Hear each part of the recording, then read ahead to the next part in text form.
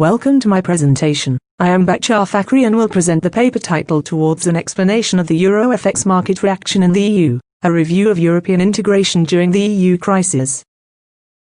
The presentation will start with the introduction, moving on to a literature review on the Euro crisis, the Brexit process and a behavioural finance interpretation of the EU and Brexit crisis. Then we briefly look at the methodology underpinning our model and the data used, continuing to our empirical evidence of the model used. Finally, we conclude. The introduction of the euro was probably the most significant financial event of the post-war era. Contained within it is an influencing concept underpinning the whole EU integrative process. In order to prevent further conflicts, European nations would have to integrate.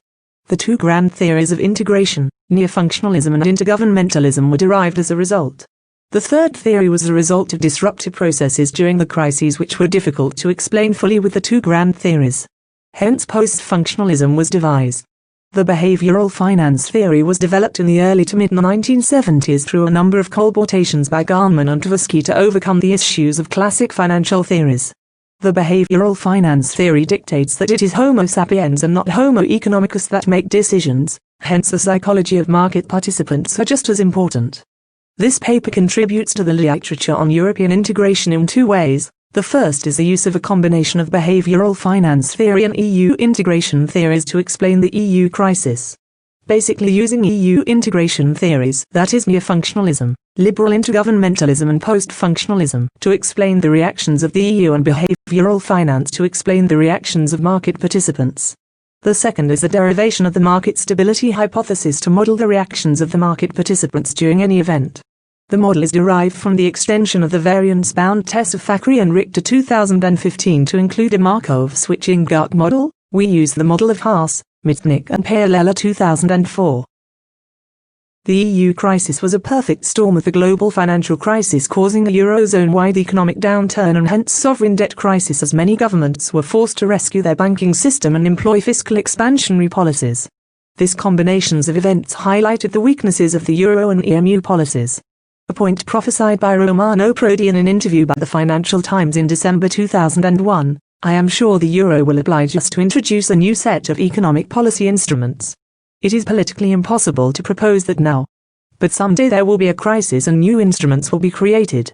The crisis highlighted a problem with the EU integration process, with a few countries thinking about exiting the EU. As highlighted by the table, a key factor is the different explanation of the crisis by the three EU integration theories, which leads to differences in approaches and outcomes. According to liberal intergovernmentalism, the explanation is in the iterated intergovernmental bargaining process. Nevertheless, neo-functionalism maintained that the crisis has potential for further integration because of the spillover effect. However, post-functionalism insists the crisis was the direct outcome of the constraining effect of politicization. The truth is that the crisis was a combination of all three.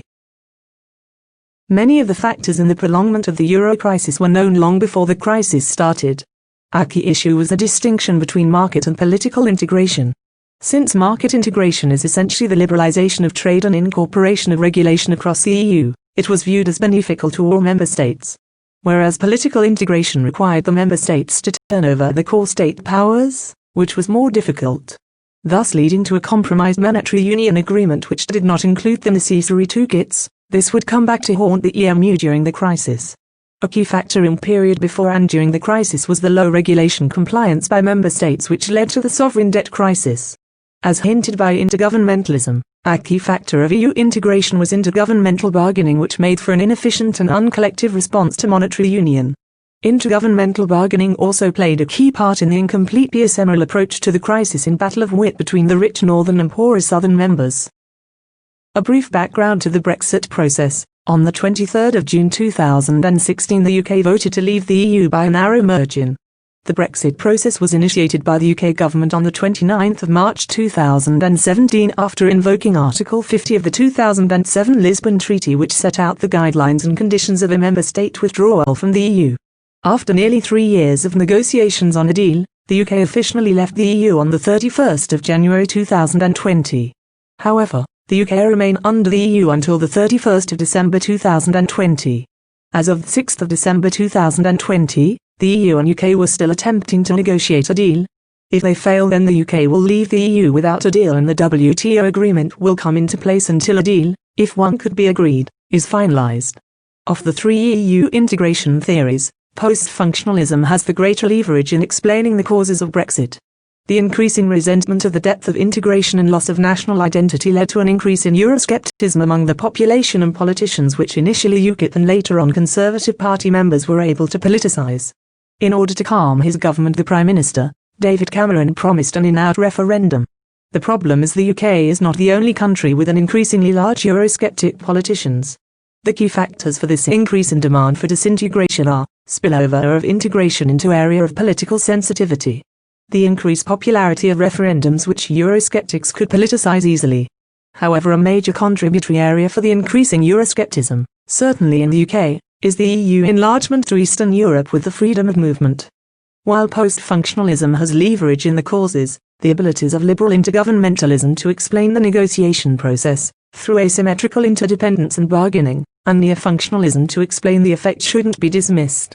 The key in any negotiation is the initial position. While the EU had a fixed position of safeguarding the integrity of the EU and Euro and deterring any other member from exiting, the UK's position has varied across the negotiation. An influencing point is that the EU has a superior negotiation position. The effects on the UK have been known since the referendum was called.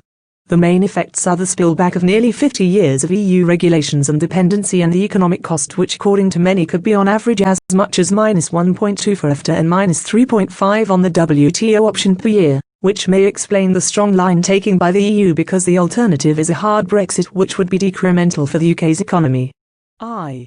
The European banking sector reacted rather late in the day to the European sovereign debt crisis. There are several explanations for the delay. Bad news travels slowly. Simply put, it is hard to accept bad news. Theoretically, market participants tend to deploy over-optimism or wishful thinking in the belief that positive results can still be possible. Hence, cognitive conservatism underweights any new information contradicting an earlier positive view. Moreover, since market participants are by nature loss avert, therefore mentally, they are discouraged from admitting failure. Furthermore, market participants may take higher risks to avoid or postpone loss. There were three behavioural traits underpinning the Eurozone sovereign debt crisis.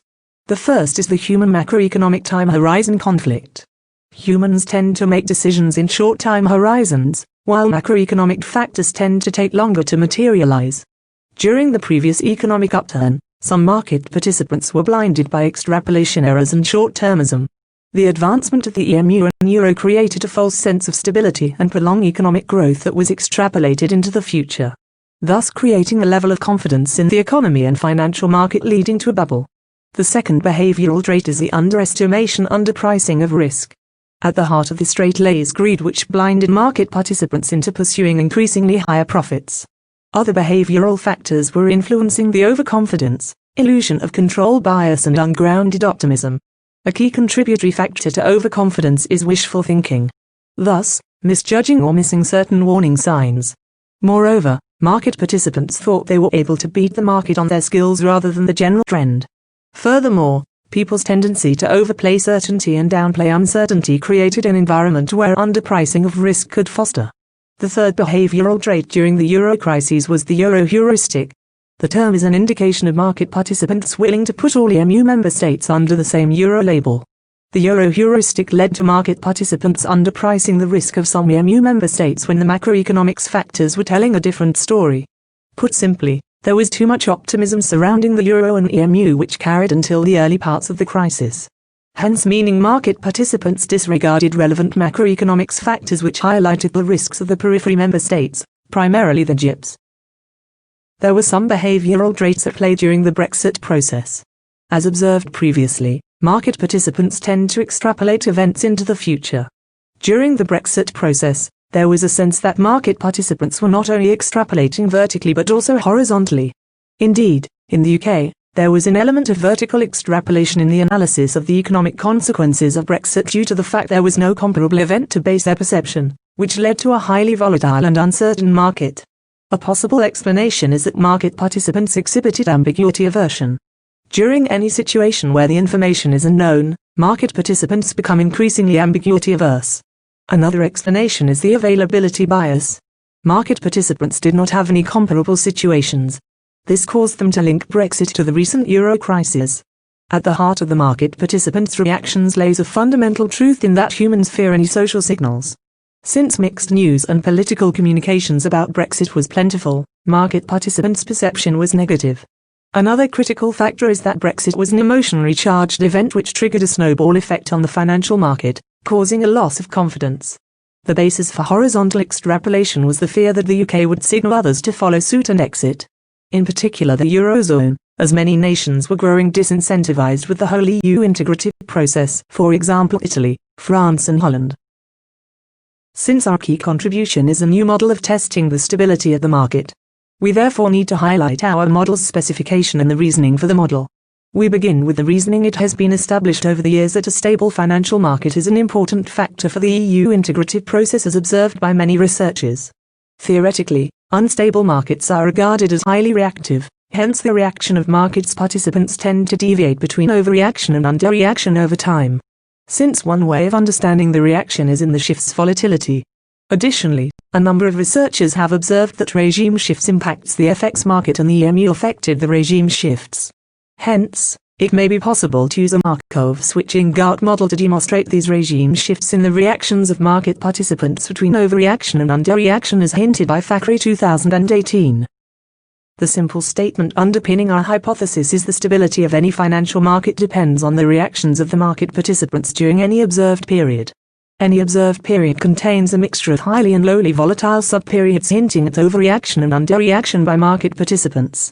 Over the duration of an observed period the financial market should stabilize given normal market conditions. Essentially, meaning the over and under reactions during the observed period should deviate to zero.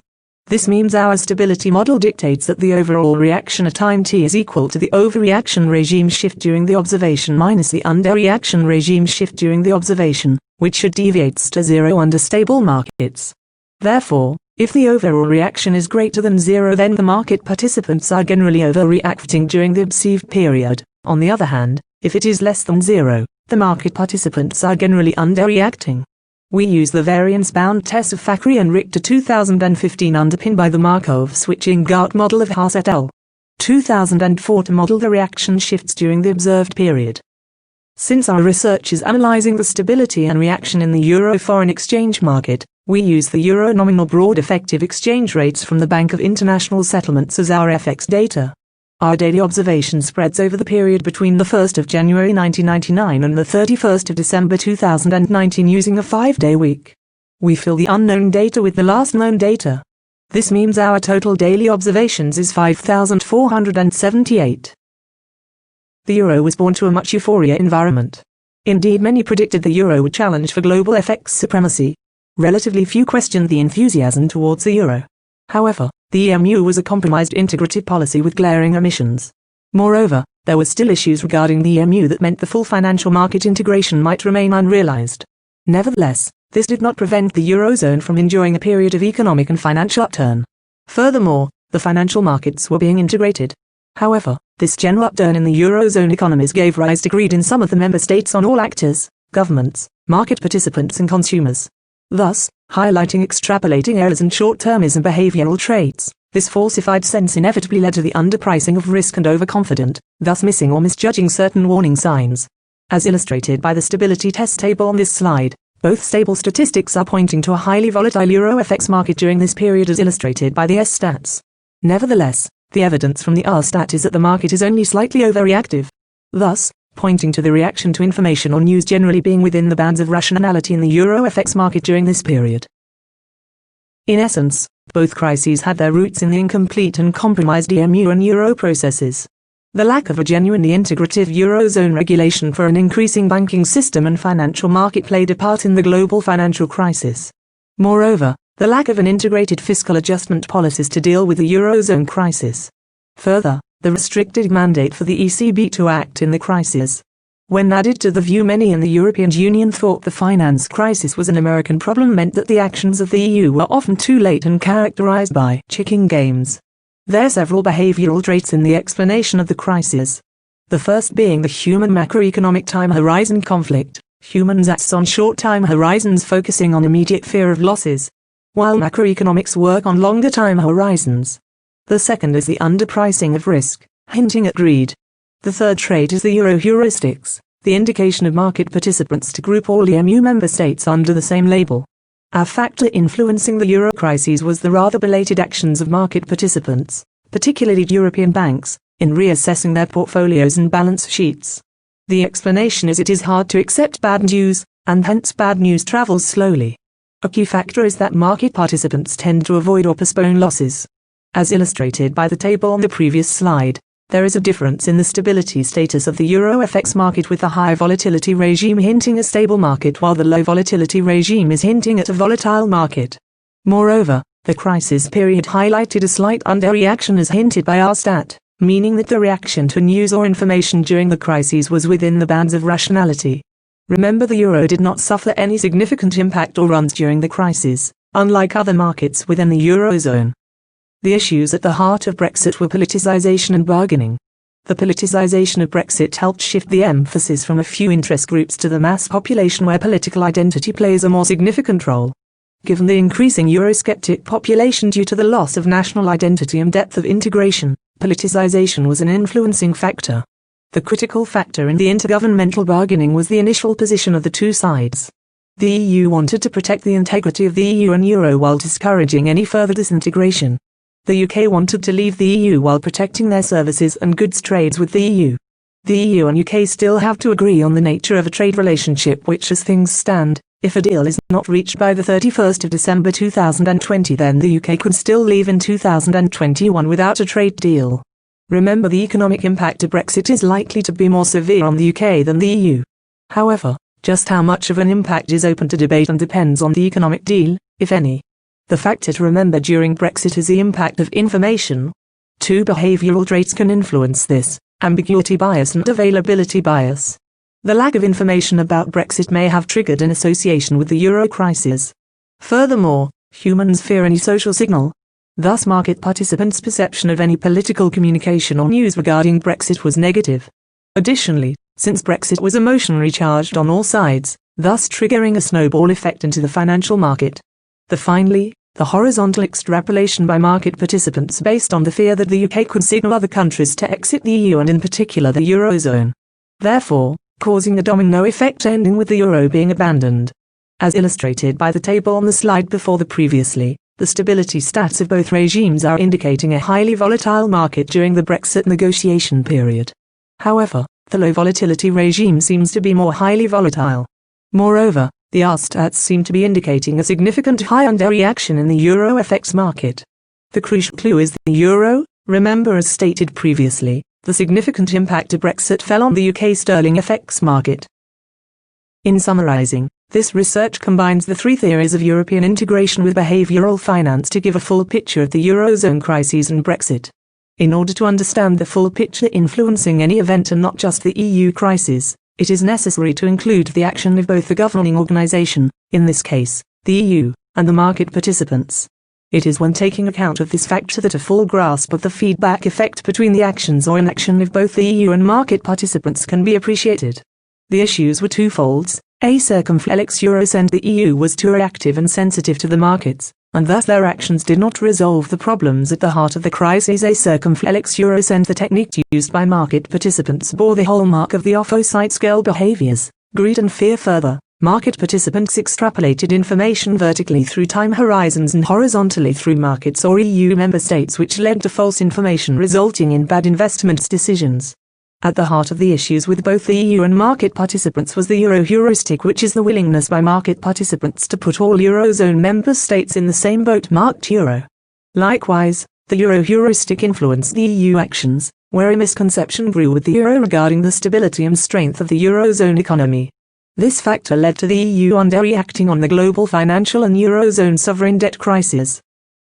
We introduced a new model for testing the stability using the variance-bound test of Fakhry and Richter, 2015, using the Markov Switching GARCH model of Haas, Mitnick and Paolella, 2004. The test modeled the critical factors influencing the market participants, underreactions and overreactions. The results points to a slight overreaction in the euro FX market to the introduction of the euro. However, during the crisis period and in particular, the Brexit period, the result suggests an underreaction. Further research is required on other markets to test whether our model does truly convey the reactions of market participants during uncertainty, that is the recent COVID-19 pandemic, Euro crises or Brexit. A possible further research is the use of the Switching GARCH model to analyze the asymmetrical effect on the stability and reaction. In concluding, it is hard to overestimate the feedback effect on the reactions of the market participant and EU during the recent crises and Brexit. The lack of a uniform plan and miscommunication, be it from the EU during the crises or the British government during Brexit, gave rise to unstable markets. Notably, all the actors are really Homo sapiens and not Homo economicus. An update on Brexit status. As of the 11th of December 2020, the UK and EU have not agreed a deal. The quotes on this slide reflect the influencing factors. Merry Christmas and a Happy New Year. Hope to see you next year.